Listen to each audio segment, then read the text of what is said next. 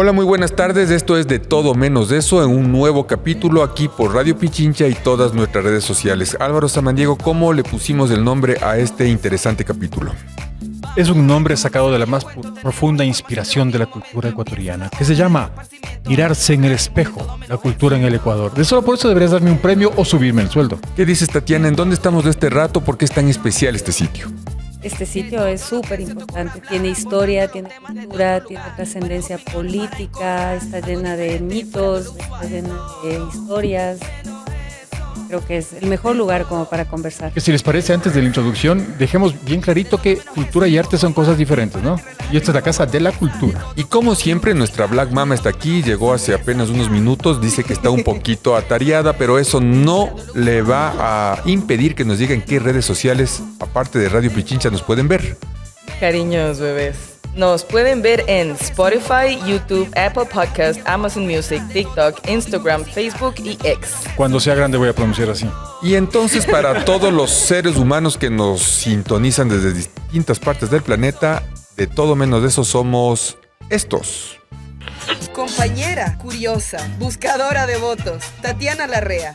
Escritor, periodista, discípulo de Mafalda y cazador de utopías. Él es Álvaro Samaniego. Cimarrona, multifacética. Desde Esmeraldas, yo soy Black Mama. Documentalista, contador de historias, con demasiado corazón. Nicolás Cornejo.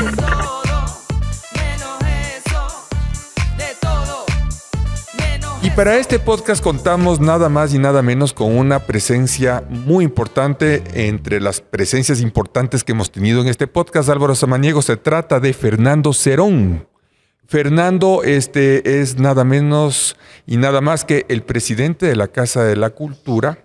Cuando yo actualicé tu currículum decía que tenías 32, pero ahora me acabas de decir que tienes 35 años. Ya esa información no es nueva. Ya no estás, pero sin embargo es uno de los presidentes seguramente más jóvenes de la Casa de la Cultura, ¿verdad? Probablemente sí. De todos los que ha pasado. Según dicen, soy el más joven. El más joven. Tú me decías cuando de los 14, dijiste que conmigo. Dicen que son 14 los presidentes de la Casa de la Cultura. El primero fue Benjamín Carrión, Pío Jaramillo Alvarado, Julio Endara, Luis Verde Soto, Osvaldo Guayasamín, Galo René Pérez, Edmundo Rivadeneira, Milton Barragán, Camilo Restrepo, Stalin Alvear, Raúl Pérez Torres, Marco Antonio Rodríguez, nuevamente Camilo Restrepo, y vendrías tú, mi estimado y querido Fernando. Que dicen que soy el más joven de esa lista. Eres el más joven de esa lista. El más joven. Y de momento eres el más joven del programa. Qué lindo no sentirme la más guagua. Es verdad. Lindo, lindo. Es verdad, sí. Iba a decir lo mismo, pero no es cierto.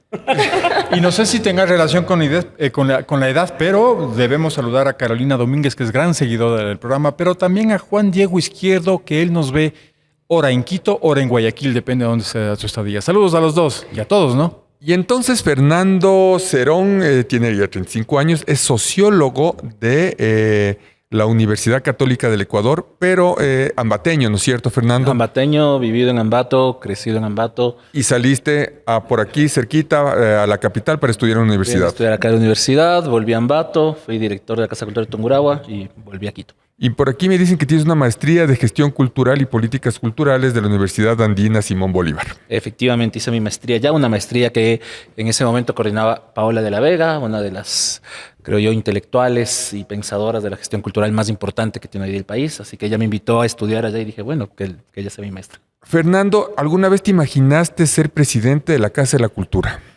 No, en realidad, no estaba en esas.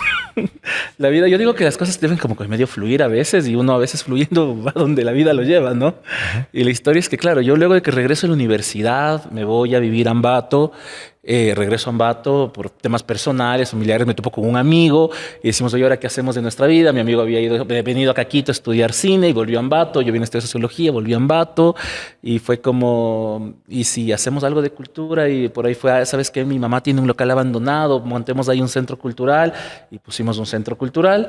Y de repente hacer gestión cultural en ese sentido y en ese espacio nos llevó al núcleo de Tungurahua y cuando me di cuenta estábamos acá en Quito. En la o sea nacional. Que sí viviste el drama de todos los gestores culturales, ¿no? De todos los artistas del Ecuador. Es la dificultad de crear un centro, mantenerlo, sostenerlo sin real de por medio. Sí, eso, así vivimos. La dolorosa autogestión. La dolorosa autogestión. Púas tiene esa palabra. Pero eso es que es un nombre de sociólogos, pues aquí nos pueden decir, ¿no es cierto? Es que es pues para ponerle bonito. Claro. estás chiro, es autogestión. Sí, una gran palabra para hablar de precarización. Sí. En todo caso, me imagino que eso habrá sentido el fundador de la casa, Benjamín Carrión. Cuando comenzaba a investigar esto, le comentaba a Tati que justamente habíamos estado pasando una guerra brutal, había una Segunda Guerra Mundial, y nosotros teníamos nuestra propia guerra, que era la guerra con el Perú. Estamos hablando un poco del año 44. Es que no podíamos quedarnos de atrás, ¿no? Una No. guerra mundial opacarnos, no, pues. A nadie le importaba la Segunda Guerra Mundial en el Ecuador porque estábamos preocupadísimos de nuestra propia guerra. Y esto entiendo, Tati, nos sacó un montón de territorio y nos deja con una depresión. ¿Cuál es esta depresión? ¿Cuál es esta sensación de vivir en guerra, Tati? ¿Cómo crees que nos sentimos los ecuatorianos en el 44? ¿Y cómo Benjamín Carrión trató un poco de compensar esa situación que vivíamos? A ver, lo que pasa es que la guerra del 44 en el Ecuador, acordémonos, bueno, yo no me acuerdo tampoco es para tanto, ¿no? Pero sí estudié. Mayor que yo, pero Sí, no tanto. Esa guerra con el famoso protocolo de Río de Janeiro que nos enseñaban en la escuela y nos atormentaba eso, ¿no? Fue doloroso porque fue un desmembramiento y cualquier desmembramiento físico, geográfico, tiene, por supuesto, un efecto traumático, pues, ¿no? Y en esa época, pues, además fue una guerra de verdad, digo yo, porque hubo muchos muertos, hubo mucha afectación económica, familiar, etcétera, ¿no? Digo de verdad porque las otras guerras fueron como más pequeñitas, felizmente, ¿no? Sí, felizmente no pasaron a mayores, pero esa guerra sí, pues, impactó muchísimo a los ecuatorianos, ¿no? Entonces, por supuesto, baja la autoestima, te quedas desmembrado, te quedas con menos territorio. Oye, ¿es verdad que la baja de la autoestima a nivel social de la nación tiene efectos generales? Por ejemplo, baja la productividad, baja la creencia en el valor de las instituciones. Sí, o sea, no es que pasa eso de ley, ¿no? Lo que pasa es que cuando el estado de ánimo de la sociedad baja, te vuelves más resistente a aceptar cualquier cosa. Por ejemplo, si estás en gobierno, comunicar con una sociedad con depresión o con mal estado de ánimo es terrible. No te creen nada, no te escuchan, usted te bloqueas, ¿no? No voy a ir más allá, pero hubo un estudio alguna vez que mostraba cómo bajaba la productividad de la ciudad de Guayaquil cuando el domingo el Barcelona perdía. Y eso ¿Sí? Es un estudio hecho realmente. Debe ser. Y científicamente. ¿Sabes qué es súper loco? Porque obviamente yo tampoco tengo recuerdo de la guerra. No. Obvio. Pero yo Del crecí... CENEPA creo que no te Claro, acuerdas, ¿no? pero crecí dentro de esa generación que todavía pintábamos toda esa esquina del Ecuador a rayas. Claro, Porque con era puntito. sector con puntitos o En con rayas sector en porque era disputa. sector en disputa. Ajá. Y también, o sea, es el crecer desde chiquitito sabiendo dentro del currículum estudiantil que el Perú nos robó una parte. O que eres perdedor. Claro, pues. O que somos, Claro, somos o sea, perdedores, ajá, que el Ecuador pudo haber sido todo esto, pero ahora ya, pues ni modo, ¿no? Por acá andamos. En el año 44, entonces, Benjamín Carrión dice, si no podemos ser una potencia militar y económica, podemos ser, en cambio, una potencia cultural nutrida de nuestras más ricas tradiciones. Y entonces, entre Velasco Ibarra, que crea la Casa de la Cultura, Benjamín la funda. Y entonces sale otra frase que tiene que ver mucho con esta etapa y por qué lo hace, ¿no es cierto? Y dice, si se puede tener hombres del Ecuador derrotados sin pelea, una pequeña gran patria, hagámosla. Y quienes más hagan sean las gentes jóvenes de mi tierra, la fuerte y valorosa muchachada obrera que quiso defender la patria y no tuvo ocasión. Concebir la patria, nueva en grandeza moral y material, como el arquitecto delinea sus planos y construirla. Nos quitaron la patria que tuvimos, ahora es preciso volver a tener patria. Entonces seguramente eso fueron todas estas estructuras de esta entidad importantísima que tú estás ahora al mando, mi estimado Fernando. Para ti es un ícono, Benjamín Carrión, cada vez que tú te levantas, te lavas los dientes de mañana, piensas en él, ¿cómo amaneces? Cuéntame un poco. A mí me acusan, Tienes un santito de Benjamín Carrión ahí en el a mí me acusan mucho de querer borrar el nombre de Benjamín Carrión del nombre de la Casa de la Cultura. Que no eres lo cual no es benjaminista. verdad, lo cual no es verdad. Yo no me he metido con el nombre de Benjamín Carrión. Creo que hay elementos importantes en su pensamiento, pero creo que hay que contextualizarlo, ¿no? Creo que uno no puede seguir casado y atado con un pensamiento de hace 80 años atrás. La casa acabó de cumplir 80 años este mes, ¿no? Y uno no puede seguir repitiendo aquellas cosas que en ese momento pudieron haber sido apuestas correctas y valiosas. Lo que me parece es que el sentido de la casa tiene que rescatarse. Y hay un tema sobre la casa, sobre la creación, que a mí me parece que a veces pasa de alto y que a mí siempre sí me gusta recordarlo. La casa, sí, es Benjamín Carrión quien genera durante varias décadas de trabajo una agenda política para la construcción de la casa. Pero en medio de esa guerra, coproducto de esa guerra, se da el levantamiento social más importante que tiene este país, el levantamiento de la Gloriosa. Este levantamiento social, donde además Carrión era un actor importante, pero más que Carrión, hubo un conjunto de pintores, en particular pintores a la izquierda políticamente, que son fundamentales dentro del proceso de la Gloriosa. Y la Casa de la Cultura es hija de ese movimiento social. Es ese momento político el que permite la creación de la casa. La casa nace con las organizaciones sociales e incluso esto lo dice el Alejandro Moriano. Me parece que hay algunos historiadores que no concuerdan con lo que cuenta Alejandro Moriano, pero Alejandro Moriano dice que en realidad el decreto de fundación de la Casa de la Cultura no lo da Velasco Ibarra.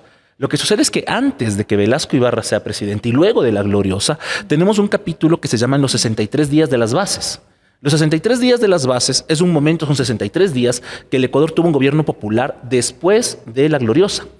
Y el último día de este proceso, este espacio de gobierno popular decreta la creación de la Casa de la Cultura. Y al siguiente día es el primer velasquismo, y es el primer día del segundo velasquismo.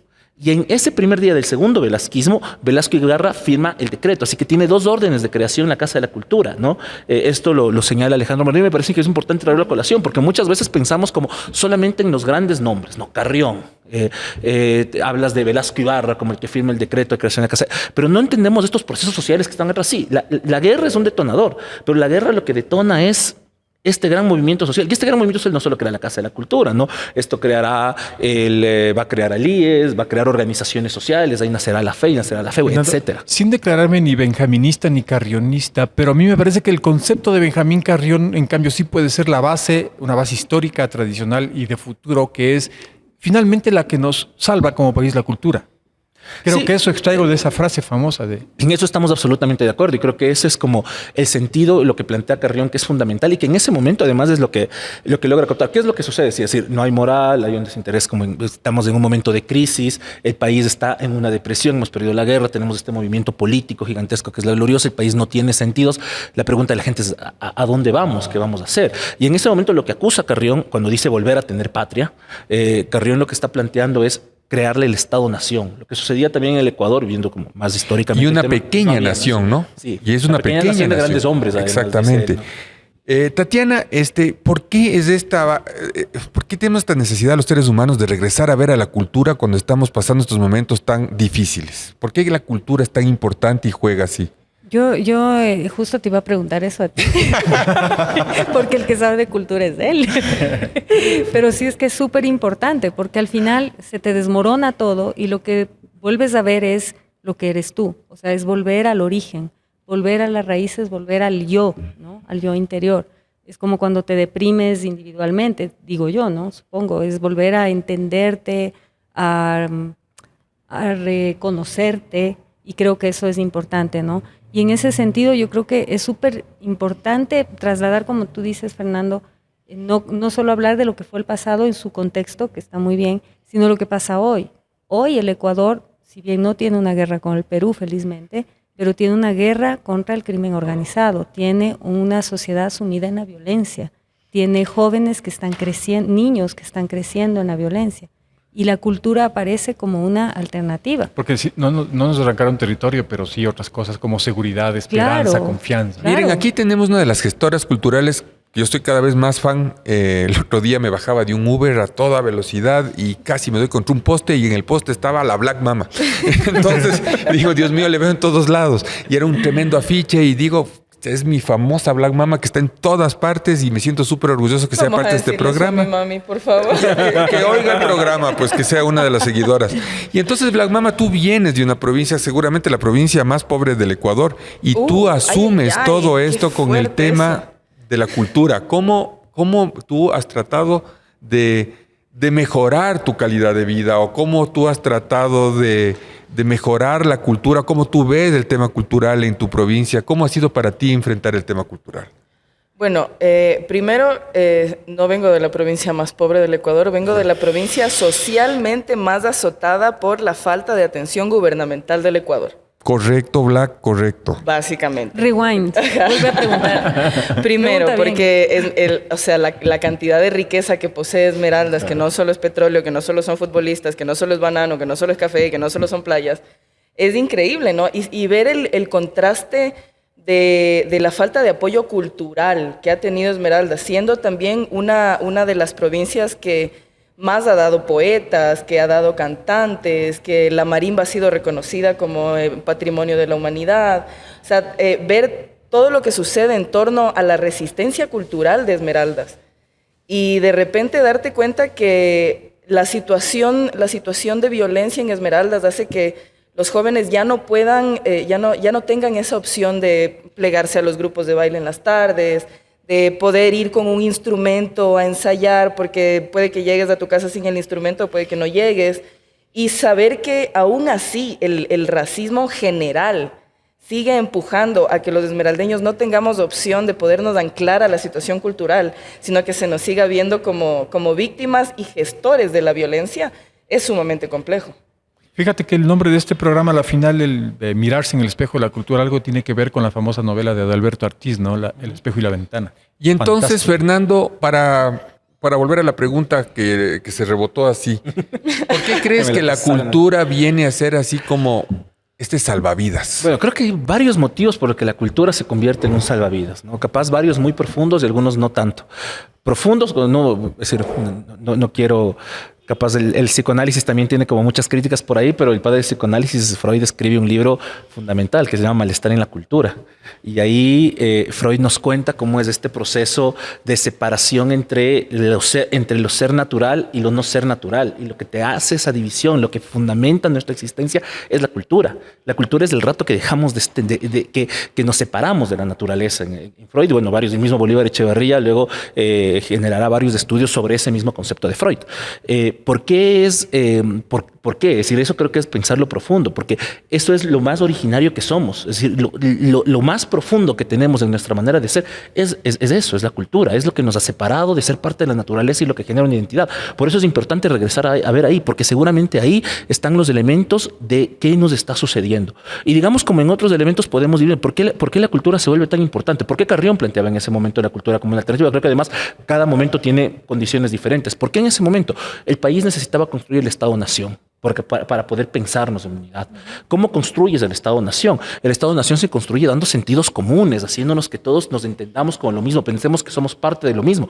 ¿Cómo vamos a hacer eso? A través de una institución, decía Carrión, que pueda expresar, demostrar qué es lo que somos. Ahí nace todas unas políticas en torno al mestizaje, ahí se establece todo lo que vemos como la danza folclórica, todo el concepto del folclore, que lo trabaja muchísimo Carrión durante los primeros años de la Casa de la Cultura. Este edificio se construye para tener la gran exposición del folclore, que se hace en 2 ocasiones aquí, para eso se construyó este edificio, la casona de la Casa de Cultura, hoy día, por cierto, se llama Palacio Benjamín Carrión.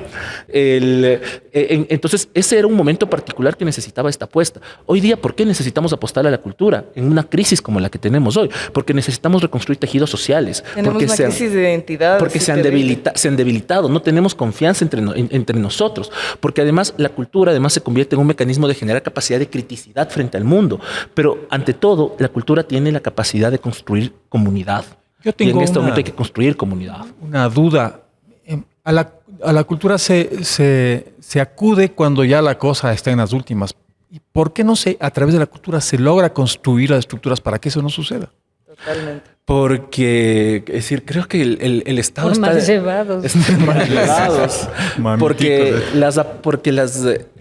las apuestas que suelen tener los gobiernos suelen ser... no suelen entrar a lo profundo, se quedan muy por lo superficial. No sé, recordemos, a mí me parecía muy... tengo mis críticas a Raúl Pérez Torres como administrador de la Casa de la Cultura, no como escritor, porque me parece que es un escritor importante escritor del país, pero él escribe este textito a Correa, ¿no? Al final, que dice, nunca quiso escucharme, que luego es un video maravilloso, circuló en algún tiempo cuando Raúl Pérez Torres todavía era presidente de la Casa de la Cultura, y él le criticaba a Correa. Era el inicio del gobierno de Moreno, me acuerdo. Y lo que le criticaba él a Correa era que no iba a haber una transformación real si es que no había una política cultural real. Porque vos puedes construir toda la gran infraestructura y tal, pero si no cambias los sentidos de la gente, no va a cambiar nada. Y eso me trae otro tema que a mí me preocupa mucho y lo traigo también como ejemplo siempre. El día antes de las últimas elecciones de Argentina, a Milei le preguntan y le dicen, ¿qué pasa si mañana usted pierde las elecciones? Y Milei responde, no pasa nada, porque ya hemos ganado la batalla más importante, hemos ganado la batalla cultural. ¿Y a qué se refiere Milei cuando dice eso? Es decir, que han ganado una batalla de los sentidos. El sentido del neoliberalismo ha ganado dentro de la sociedad. Es decir, la cultura tiene que ver con cómo entendemos el mundo, hacia dónde nos proyectamos, si nos pensamos colectivamente, si nos pensamos en común, si nos pensamos juntos, si nos pensamos individualmente, cómo pensamos y cómo construimos el mundo. Entonces, si perdemos esta batalla, estamos jodidos. Ahora, ¿tú crees que los presidentes de las casas de las culturas o de la Casa de la Cultura tienen que ser personas de cultura? ¿Tienen que ser escritores? ¿Tienen que ser pintores? ¿Tienen que ser músicos? Porque es un puesto administrativo. Ellos saben pintar, saben escribir, son gente sensible y de repente tienen que dirigir una entidad tan compleja como la Casa de la Cultura. ¿Cómo ves eso tú? Bueno, yo creo que las dos cosas. Es decir, si uno no se deja afectar, si uno no tiene unas sensibilidades, es decir, todo bien, anda a dirigir, no sé... Un banco. Sí, cualquier cosa. Porque ¿no? yo de mis amigos artistas que conozco son pésimos administradores. Pero si no tienes un sentido de la administración, si no comprendes, por eso lo decía. Es decir, yo creo que Raúl Pérez Torres, lo digo siempre con mucho respeto y mucho cariño, es uno de los escritores más importantes que ha tenido este país. Es decir, traducido en muchísimos idiomas. Tiene este cuento maravilloso, La Mujer de las Lanas, que yo digo que es... Pero seguramente él sufría mucho viniendo a ser presidente de la Casa de la hasta Cultura. Ahora, pero claro, lamentablemente mismo Raúl hasta ahora tiene cosas que explicarle a la Contraloría y por altos montos, no porque él se haya robado un solo centavo de la Casa de la Cultura, sino porque había problemas administrativos y no se sabía manejar la administración pública. Pero es que por algo uno se hace artista, pues porque no sabe de O sea, esas cosas. es que, a ver. Entonces son las dos cosas. Es decir, uno tiene que, es decir, si no tienes sensibilidades, si no te dejas afectar por el arte, si no, es decir, la Casa de la Cultura no es el espacio para... Claro. Pero si por otro lado... No es cualquier administración. Claro, pero si por otro lado no sabes, no comprendes de administración pública, no tienes algunos indicios, tampoco va a funcionar la cosa. Es decir, ahí hay como este intermedio entre hacer la gestión cultural de alguna forma, que no es lo mismo, que además es una especificidad del trabajo en las artes. Lo que siempre digo, si no sabes manejar el quipus. O sea, justamente los empleados públicos me entenderán. Justamente a eso yo quería ir.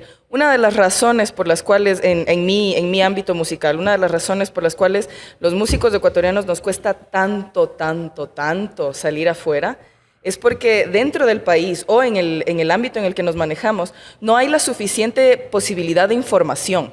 No es totalmente claro o abierto al público cuáles son las bases de los concursos, cómo puedes hacer, y casi siempre es, si no conoces a la persona indicada que te puede decir tal cual cómo hacer la carpeta o cómo tienes que entrar a las bases, no lo logras. Yo soy un artista que tiene 17 años en escena y recién a los 17 años me vengo a ganar un fondito. Entonces me siento súper orgullosa, pero a la vez me siento súper frustrada, porque si es que el Estado, si es que las entidades, los espacios donde se supone que se debe desarrollar la cultura, nos dieran ese pedacito de información que es una cuestión logística, que son cosas que normalmente no entran en la cabeza del músico, en la cabeza del artista, nuestro desarrollo artístico sería totalmente diferente. Sí, pero yo quisiera... Pero es que esto es así, mira, cuando nosotros nos vamos a filmar, yo filmo. Yo estoy preocupado de resolver los testimoniales, de que el documental salga bonito, de organizar el equipo. Imagínate que yo tenga que ir a pagar la comida, la factura, el RUC. El contador me mata. ¿Entiendes? Sí, entonces yo no puedo hacer esas cosas. Es más, cuando ya llego a la oficina, yo ahora, cuando ya creces en la productora, lo que menos haces es dirigir las películas. Lo que más haces es gerenciar la productora. Y entonces dices, Dios mío, ¿por qué? Por eso estoy sufriendo tanto, porque eso no era lo que yo estudié, eso no es lo que yo quise hacer. No les pasará mismo a los artistas. Eso pasa ansiedades, mucho, no saben. Pero por eso existe de alguna forma, no me gusta del todo el término gestor cultural.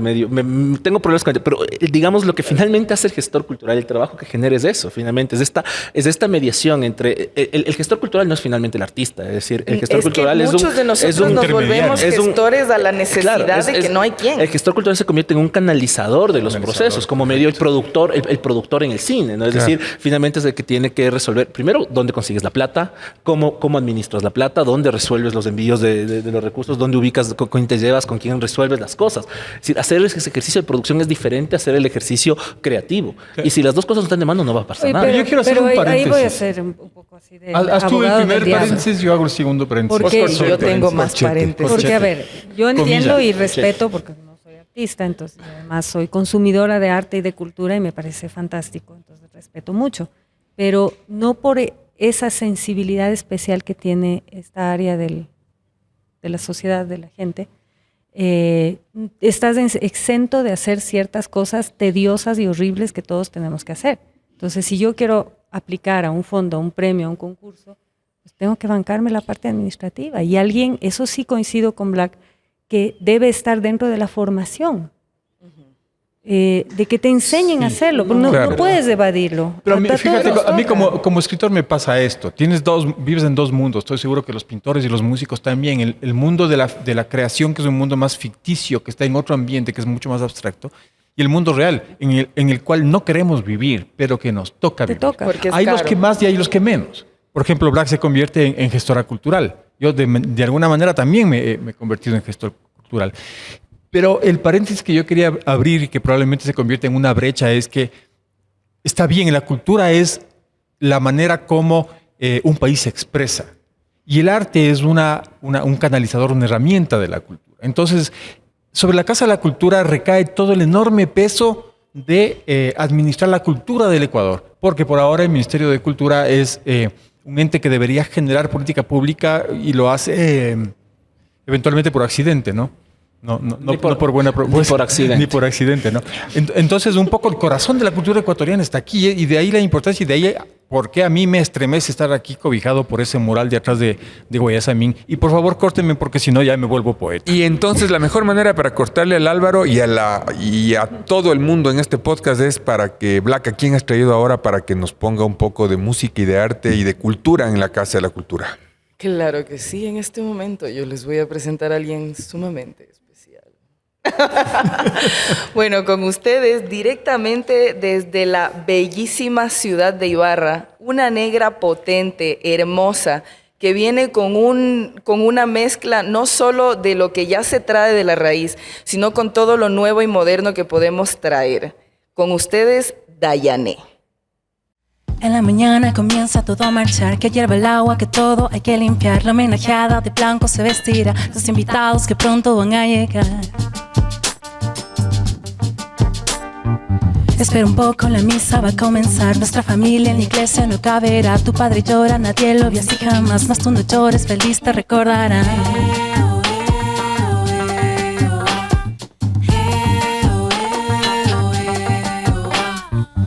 ¿Qué es lo que pasa? Conoces la tradición. Nuestros respetos presentamos hoy.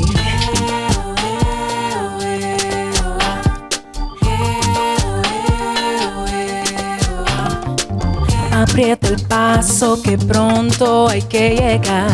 La ceremonia está por comenzar.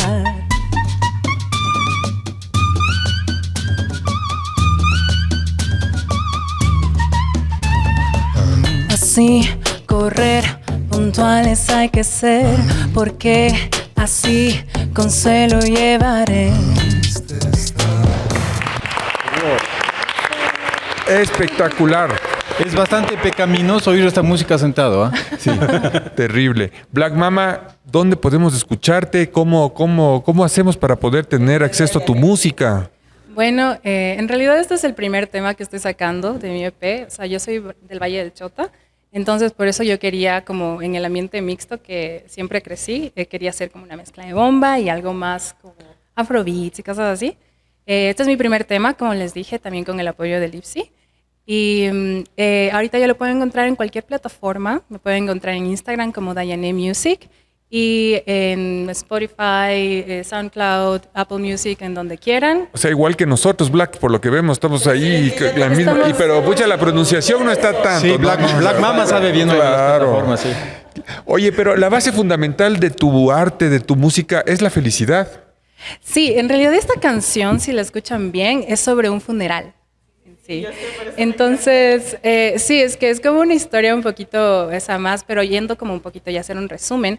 Se trata prácticamente de que yo hace tiempo, haciendo estas canciones, me fui para el Valle del Chota porque yo tenía ya la idea de cómo eran los funerales, pero hace tiempos yo no había perdido a un familiar. Pero cuando fui por la canción, 3 días después mi abuelo falleció. Y fue como que un golpe súper denso, pero aún así yo me sentía tan contenta de que este proyecto me haya permitido tener como las últimas palabras de mi abuelo. Porque yo no lo había visto en 4 meses. Entonces yo dije, lo voy a tomar por otro lado. Lo voy a tomar como, es una despedida, pero es una despedida de, loco, esta persona estuvo conmigo toda mi vida y le agradezco y quiero celebrar su vida. Entonces, ¿Cómo se llamaba tu abuelo? Ernesto Santos. Y esa es la voz que La voz estamos de fondo. escuchando. No. En realidad él me ayudó a conseguir a esta persona que estaba tocando ahí porque, bueno, mi abuelo era muy introvertido. Aún lo tengo yo eso, pero él me ayudó a buscarlo y todo. La base del arte yo creo que tiene que ver, es la felicidad, de estar contentos, para poder pensar, para reflexionar. Pero a ratos, ahorita mi productora me dice, oye Nicolás, se están quejando mucho en el programa. Entonces es como que la cultura, los artistas, la Casa de la Cultura, el Ministerio de Cultura, está siempre ligado a las quejas. Y yo creo que la queja está muy distante de lo que estas personas hacen. ¿Crees vos eso? O sea, Sufres, Fernando, Es que es sigo lo yo. mismo. No, es decir, el sector cultura es un sector complicado. No, es Claro. decir, aquí... ¿Qué cultura se llama? ¿Qué cultura? Aquí el tema, es decir, sí hay es un tema conflictivo, pero claro que tienes un nivel de conflictividad alto, porque es un sector profundamente precarizado. Es decir, si vos revisas solamente datos bien concretos, es decir, ¿cuántos de los artistas tienen acceso a una seguridad social adecuada? Y el dato es que... ¿Por qué no le preguntas? ¿Tienes ¿De una seguro vez? social? No tengo. Lo que pasa es que- ¿Cuántos artistas logran el sueldo básico? ¿Cuántos artistas llegan al sueldo básico? Es decir, los datos del año anterior, los datos del año anterior es que el 62% de los artistas no estaban alcanzando el sueldo básico y su principal ingreso no era la cultura, no era el arte, eran otros tipos de ingresos. Ahí te hago yo la pregunta, de todas las funciones que ustedes hacen, ¿cuántas? Digamos que hacen 20. De las 20, ¿cuántas les pagan, cuántas no les pagan? Pucha, o sea, de las 20, 17 no me pagan. Y Col- luego vivo con las otras Claro, 3. y luego vamos a la lógica institucional tan perversa que hemos eliminado acá, que es colabóranos, te damos Colabora. vitrina. Yo te doy el escenario. Sí, que eso es terrible, claro, Terrible. porque así es como es decir, así de alguna manera te jalan, pero claro, no tienes acceso. El dato de la seguridad social. Tenemos un seguro especial para artistas, ¿no? Que la ley del 2016 estableció. El dato es que de los registrados en el RUA, que se supone que bueno, pues como más o menos el universo de los que están produciendo permanentemente, solamente el 1% usan el mecanismo de seguridad social para artistas, porque no funciona ese mecanismo de seguridad social para artistas. Es decir, cuando vos miras la situación del sector, es una situación profundamente precaria. Somos una economía muy precaria. Los datos del BID a nivel mundial, para América Latina, era que el sector que menos se había recuperado luego de la pandemia en toda la región es el sector del arte. Oye, esto a pesar de que el Banco Interamericano de Desarrollo se manda el super estudio en 2015 en que habla de la economía naranja, que dice que la economía de la creación es más grande, produce más ganancias que las armas. Sin embargo, todo el mundo está pobre. Oye, pero yo ahí tengo Una una pregunta. contradicción. Yo veía, también te stalkeé igual que él. Tú habías planteado como una oferta para ser presidente de la Casa de la Cultura, corrígeme si no lo vi bien, la profesionalización de los artistas. Sí, Ir ese es por el tema eso. central. Quizá, yo te pregunto, pues lo veo así, de pronto uno de los grandes retos es que la sociedad ecuatoriana entienda que el artista es un profesional y que debe ser tratado así. Es que hay no un es tema- que, ay, es que canta lindo. Es que- Entonces ven, ayúdame, Es canta. que hay un tema, ¿Qué te cuesta? es que hay no? un tema que no se entiende ahí, claro. Es decir, atrás de pararte en escenario hay un montón de trabajo. Exacto. Sí, y hay un conjunto de economía. Es decir, para vos lanzarte un evento, tienes diseñadores que están organizando, tienes sonidistas, tienes todas las horas que dedicas al ensayo, todas las horas dedicadas a los procesos creativos. Es decir, hay todo un trabajo. Y luego, claro, para llegar y que tengas que enfrentarte agregarle al colabórame para todo eso, o algo que a mí me pasaba cuando yo trabajaba como gestor cultural independiente con este centro cultural que les contaba que teníamos en Ambato. Claro, nuestro rubro principal de trabajo era el teatro. Es decir, nosotros estábamos dedicados y abocados al trabajo escénico. Teníamos una salita de teatro pequeña, bastante básica, pero que funcionaba. Pero claro, resultaba ser que nosotros teníamos una programación y el municipio de Ambato te lanzaba las mega programaciones de teatro gratuitos, del Consejo Provincial lo mismo, la Casa de la Cultura lo mismo, y luego te resulta ser que no puedes competir con eso. Pues te quiebra el Estado. Resulta ser que cuando quieres trabajar del arte, tu principal competidor es el Estado. Entonces te toca competir contra el Estado para tratar de subsistir, con un Estado que además no te da nada, no te genera ningún acceso de ninguna forma, no te da ninguna política que te permita desarrollarte. ¿Te sientes identificada? No, 100%, o sea, porque en fin y al cabo, como estábamos hablando antes, o sea, toda esta cuestión de, ok, nos dan fondos, nos ayudan en mil cosas, pero muchas veces no hay como la suficiente ayuda para que las personas puedan acceder a esto. Entonces eso, de una u otra manera, o sea, yo conozco a muchos artistas que son top. Realmente la cuestión artística y musical aquí en Ecuador es increíble, pero realmente el apoyo es tan casi nulo que mis amigos dicen como, dan fondos. ¿Cómo es eso posible? Es como, hay fondos. Hacer cultura a pesar del Estado es esto. Sí, de alguna forma es hacer cultura a pesar del Estado, y también es hacer cultura en un contexto donde, claro, también tienes instituciones, las instituciones culturales que están destrozadas. Es decir, esa es la situación actual que tenemos. Es decir, compara los presupuestos de 10 años hacia acá y te das cuenta que en 10 años el presupuesto del Ministerio de Cultura pasó de 50 millones a 20 millones. El presupuesto de la Casa Cultura pasó de 25 millones a 11 millones, etcétera. Es decir, donde veas, en los mismos GATS. Es decir, hay una desinstitucionalización brutal. Entonces, te quedas en un escenario en el que tampoco el Estado mi productora me sigue diciendo, se siguen quejando. ¿Qué es lo bueno? ¿Qué es lo bueno aquí? Claro, y está bravísima y con vos también. Se está quejando ella. Quieren que cante. Claro. A ver, ahí tengo yo una pregunta, verás. Pensando otra vez en cómo se creó la Casa de la Cultura, cuál fue el espíritu, bla, bla, ¿no? Leyendo las notas del Nico, el Bombita, ¿no es cierto? El Rodríguez Lara, que fue dictador, que se le conocía como la dicta blanda, mientras en el Cono Sur había unas dictaduras de esas. En esos momentos. ¿No? Y ahí le llamaban dicta blanda. Es uno de los que más empeño le pone a esta vaina. Un dictador, ¿no? O sea, suena contradictorio.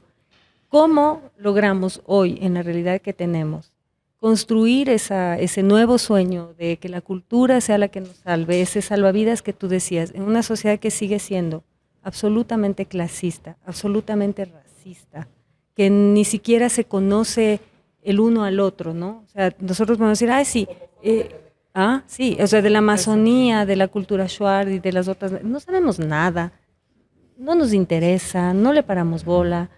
No hay fondos, la política de cultura no está anclada con la educativa, no hay una política de verdad estatal.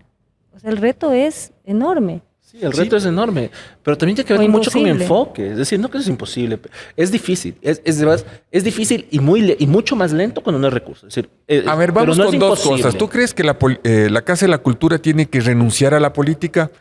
¿La Casa de la Cultura tiene que renunciar a la empresa privada? ¿Es malas palabras para ustedes esas dos cosas? ¿No será mejor que nos abramos un poco y esto vaya cambiando las cosas? De ninguna de las dos cosas hay que renunciar. Es decir, con las dos cosas hay que trabajar. Es decir, yo contaba cómo nace la Casa de la Cultura. Y como nace la Casa de la Cultura es un ejercicio político.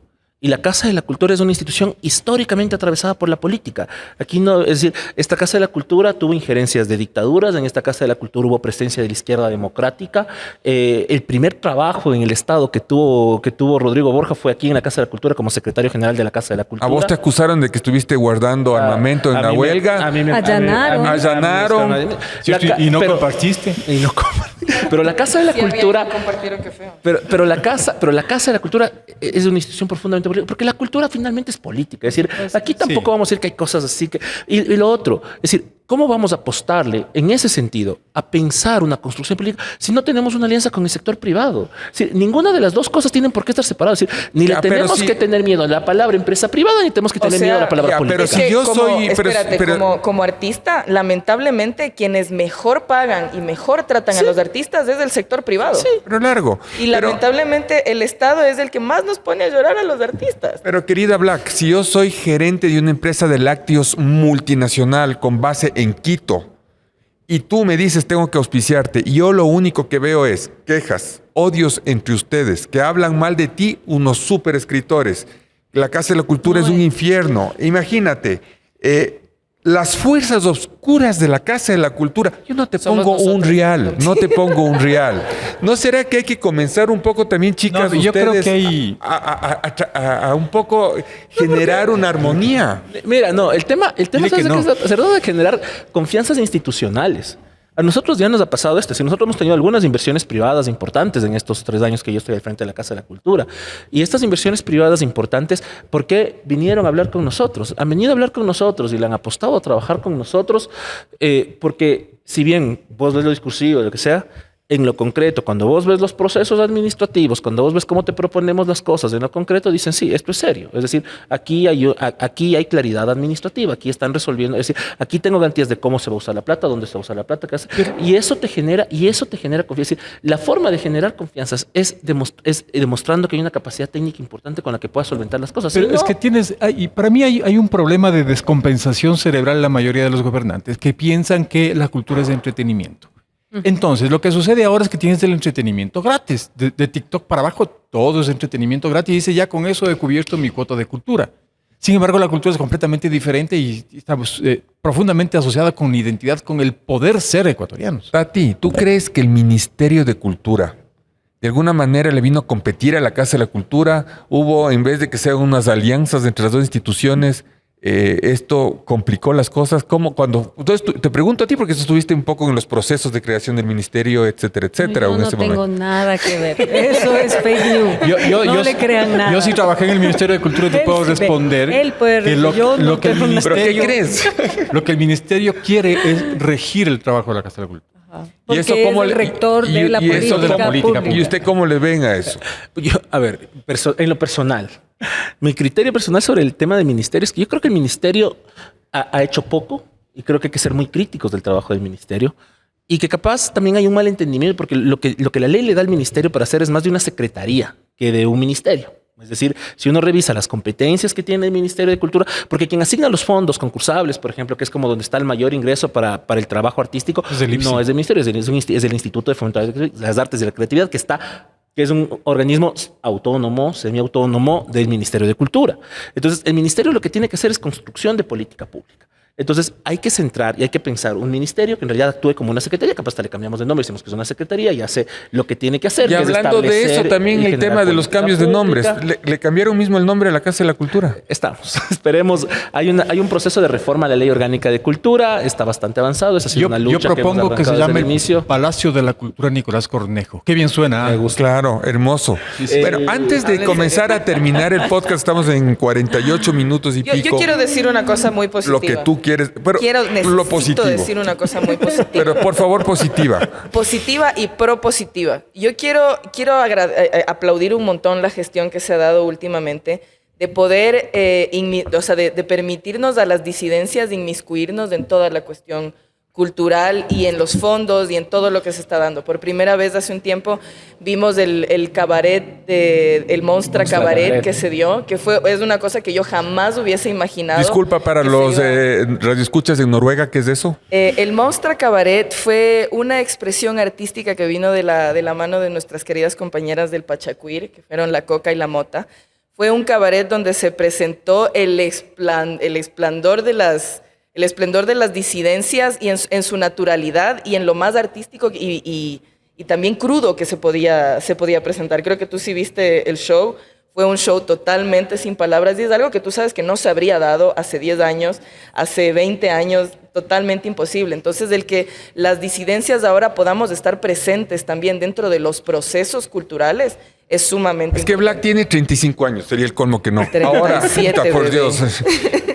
¿Ya te puedo preguntar algo? Sí, pero yo no hice nada en el Ministerio de la Cultura. Nada del ministerio es mi culpa. Nada. ¿Qué estaría diciendo Benjamín Carrión si estuviera vivo y viera todo esto que ha pasado en la Casa de la Cultura en estos 70 y más años? Capaz que decía como Simón Bolívar, ¿no? He arado en el mar. O capaz que dice, wow, se ha logrado más cosas. O sea, Ok. creo que el tema de que habla Black, las nuevas propuestas culturales, la apertura de la Casa de la Cultura, nuevas a nuevas tendencias del arte y Las demás, ¿no? contraculturas también. Las contraculturas, la inclusión de género y demás me parece fantástico, ¿no? Se pican las manos por hacer somos más. hijos, sí, mucho. Pero iba a ser sobre esto. Somos hijos de nuestro tiempo. Capaz a Benjamín Carrillo no le gustaría, pero es hijo de otro tiempo, es hijo de otro Claro. momento De De histórico. pronto Capaz dijo, sí. hice un monstruo, dijo. Sí, ¿no? pero capaz, pero que, ¿Qué es esto? sí, es que somos hijos de nuestro tiempo. Capaz estaba bailando todos. TikTok el Benjamín también. También, quién sabe si hay algún TikTok. Pero es decir, claro que pican las manos por hacer más cosas. Y ese es como uno de los grandes retos que hay en la Casa de la Cultura, porque lamentablemente cuando uno mira todo lo que hemos logrado hacer, uno dice, nos falta un montón. Es decir, aquí hay un montón de cosas que hacer y hay que seguirlo haciendo, hay que seguir apostando. Hay cosas donde hemos logrado, por diversos factores, lograr consolidar cosas mucho más rápido y que están funcionando muy bien ahorita. Es decir, una de las cosas que hemos centrado mucho, por ejemplo, es la política de fomento al libro, pensado en particular en los guaguas, porque lo que nos interesa como un eje transversal es que los guaguas lean. Ayer estábamos entregando una biblioteca infantil en Guayaquil, que eso es decir, y esa es parte de una red de bibliotecas infantiles que estamos montando alrededor de una política que debe acercarse al libro. Justo además les traje unos libros para regalar, por cierto. Ya, pero ahí, por ejemplo, hay unas bases interesantes. El Ministerio de Educación ahí, en cambio, ¿está jugando en algo? Pero ¿Se está comenzando a complicar la vida por eso? ¿Se sienten celosos? Es que yo a veces siento que no, sé. o sea, cada uno dispara por su A ver, lado. lo ¿Cómo que te su- quejas, Nicolás? Sí, que ves, yo solo consulto. Debería ser más propositivo el programa. Sí, Falta claro. alegría aquí. Falta Debería ser alegría. positivo el Nico, sí. Bueno. Puro drama. Puro drama. Mira que el Ministerio de Educación es muy propositivo y ahora quiere hacer un himno nacional paralelo. Por ¿no? suerte, eso ha sido Con otra muchos- fake Y news. cantar el himno nacional. con muchos Y tener valores. La hora de cívica, sí. Muchos valores. El valor del pan, el valor de la leche, el valor del azúcar. ¿Cómo sientes vos las críticas que vienen de tus colegas, de tus artistas, que estos manes que escriben brutalmente, pero son ponzoñosos, ¿no? Cuando te critican peor que la Tatiana si me critica a mí. O sea, son terribles, pues. Imagínate, lo escriben con pasión, lo escriben con toda esta sabiduría, con toda esta intelectualidad. ¿Cómo sientes de lo más profundo del corazón la crítica? Bueno, creo que, es decir, finalmente estamos en un espacio de administración pública, en una institución que no es sencilla y que tiene muchas tensiones. Es decir, aquí tampoco vamos a decir la Casa de la Cultura es del purismo, es decir, aquí la Casa de la Cultura ha jugado políticamente toda su vida. Es ¿Pero decir, qué es lo que más te cuestiona? Nadie se va a negar eso. Es decir, la Casa de la Cultura estuvo secuestrada por una alianza Partido Socialista Masonería durante 30 años y todos sabíamos eso y a eso le ganamos. Yo no sabía, bueno, el bochinche. A ellos le ganamos la administración de la Casa de la Cultura. El partido estuvo, la Casa de la Cultura estuvo administrada por el Partido por la Izquierda Democrática durante muchos años. Es decir, aquí no vamos a jugar a decirnos que que aquí siempre todo ha sido, es decir, la Casa de la Cultura ha jugado políticamente y hay muchos intereses y hay muchas perspectivas. Y además creo que lo que hay que recibir, las críticas siempre es con respeto y con cariño. Es decir, cuando me critican, es decir, no Yo creo. tengo una lo que a veces crítica. lo que sí a veces es la mentira, ¿no? ¿Pero Y eso qué creo te que ya cuestionan? es. ¿Qué es lo que te crítica? detiene justo Bueno, eso? no, porque me detienen. ¿Qué me cuestionan? Las cuestiones, los principales cuestionamientos es cómo es eso de Casa de la Cultura, Casa de las Culturas. Eso es una. Eso oí yo. Eso es. Pero eso es cada vez que hay un post un post nuestro en el Facebook, hay 20 comentarios diciendo lo mismo. Eso es que además. Pero esa es una idea tuya. Pero ese es un debate, no es mía. No, es un debate. Ese- Sí, es ese un debate grande. ¿Y por qué te caen a vos? Porque es el presidente de las culturas. Porque yo estoy Caramba. porque yo soy, porque Es la además, cara, ¿ves? porque bueno, digamos, aquí hay una historia, ¿no? Y luego me van a acusar también de partido, pero bueno, así es de esta vida. Dicen que la primera vez que hay oficialmente una solicitud de cambio de nombre en la Casa de la Cultura es en una resolución del primer Congreso de la CONAIE en el 89. Ahí es la primera vez que le piden, que piden al Estado que se cambie el nombre. En el 94, la Junta Plenaria, que es el órgano directivo de la Casa de la Cultura, con todos los directores, votó la posibilidad de cambio de nombre. No pasó, sacó solo 4 votos a favor. Jaime Galarza, que en ese momento era director de la Casa de la Cultura del Oro, presidente de la Casa de la Cultura del Oro, fue quien propuso ese cambio. Y no lo logró. Es Wikipedia, sabe en todo, el ¿no? 98, ¿A qué hora? Disculpa. No, o sea, ya espérate, no me acuerdo. Qué bien, pero- bestialidad. En el 98, en la constituyente del 98 se discutió el cambio de nombre de la Casa de la Cultura. Ahora también ha habido una discusión al respecto y nosotros lo estamos poniendo también en esa discusión que no es nuestra, es una discusión histórica, articulada. Es decir, no es nuestra, estamos 30 años discutiendo el cambio de nombre de la Casa de la Cultura. De los 80 años. Oye, de la Casa de la A ver, Cultura. pero díganme 30 una estamos cosa, chicas, ¿a ustedes les importa o les va a cambiar en algo en su vida profesional que cambien el nombre de la Casa de la Cultura? Contesten con sinceridad, por favor. A ver, o sea, yo realmente no podría meterme mucho en el tema porque, en fin y al cabo, yo tengo una cultura. Siento que las personas pueden tomarlo de diferentes puntos de vista. O sea, en Ecuador, claro, podemos decir una sola cultura, pero hablando acá desde minorías, mi cultura no es la misma cultura que las personas de Otavalo. Entonces, también tienen que tener la oportunidad esto de poder llamarse a sí mismos por un nombre en específico. Entonces, sí me parece todo bien que haya el de las culturas, todo bien, pero, en fin, entiendo que haya un debate al respecto. ¿Y tú, Black Mama, crees que te cambien algo la vida eso? ¿Sabes qué? Te va a sonar súper loco, pero creo que sí. Creo que sí, es importante, porque lo que no se nombra no existe. Y siento que, viniendo de una de las culturas más invisibilizadas de este país, el que no se nos tome en cuenta dentro del nombre también hace que nuestra existencia siga siendo precarizada y siga siendo invisibilizada. Al momento de decir la Casa de las Culturas, puedes nombrar desde la cultura Shuar hasta la Cayapa, pasando por los negros, pasando por los montubios, pasando por todo el mundo. Entonces creo que sí es importante un nombre que nos incluya a todos. Y yo disiento porque yo no creo que Casa de la Cultura excluya a nadie, porque está hablando de la cultura del Ecuador, que está conformado por muchas culturas. Pero es que somos muy pluriétnicos para decir una sola cultura. Pluris. Es que yo tengo un debate. ¿Cuál es mi postura al respecto de eso? Y por qué creo que hay que entrar en esta discusión. Yo creo que sí es importante. Creo que es una discusión fundamental porque tiene que ver con el sentido del país. Sí, no es un tema menor. Cuando la Casa de la Cultura nació en el proyecto de Benjamín Carrión, como decíamos, lo decía al inicio, lo repito mucho, es el proyecto de la construcción del Estado-Nación. Y es un Estado-Nación, un solo Estado que tiene una sola cultura. Y nos articulamos y somos uno solo porque todos tenemos la misma cultura. Ahí nace, y todas las políticas que se construyeron para el fomento del pasillo, para el fomento de la danza folclórica, fueron producto de la apuesta de la creación de la Casa de la Cultura, porque nació para la construcción de este sentido común.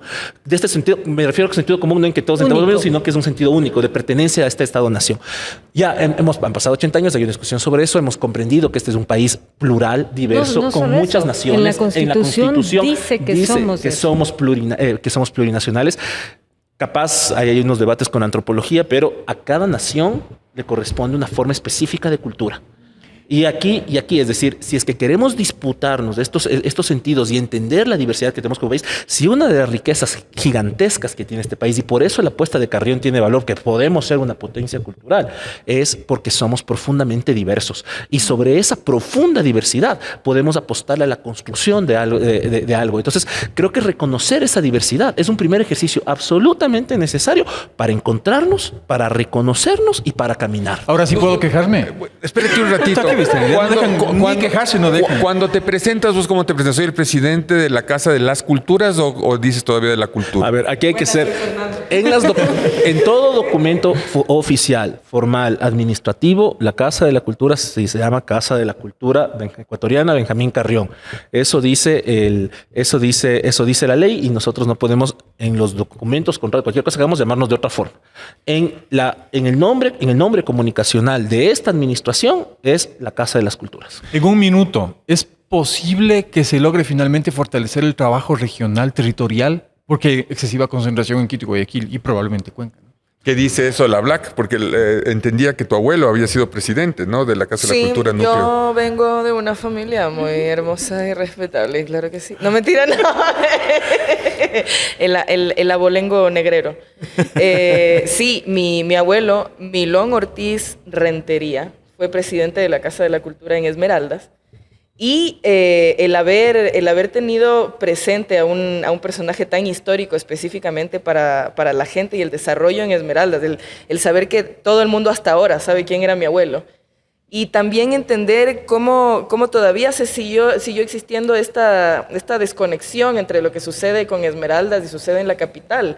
Es un poco doloroso, pero también es saber que siempre estuvimos presentes. Les agradezco infinitamente, creo que hemos quedado impresionados, Fernando, de toda tu sabiduría. Bestia, eres una enciclopedia, sabes todo, me impresionó tu conocimiento histórico, realmente has sido un gran invitado. Creo que había que hablar 3 horas, pero tendremos otros momentos para hacer este podcast. Y nos faltó lo del arbolito, quizás en el próximo podcast. Te agradecemos mucho por habernos abierto estos espacios para este tipo de programas. Vamos a grabar algunos capítulos más abusando de la confianza. Bienvenidos. Gracias y gracias a todos los que nos escuchan en este podcast de Todo Menos Eso, en Radio Pichincha todos los viernes de 6 a 7 de la noche y en todas nuestras plataformas de internet. Que pasen muy bien y hasta el próximo viernes. Gracias.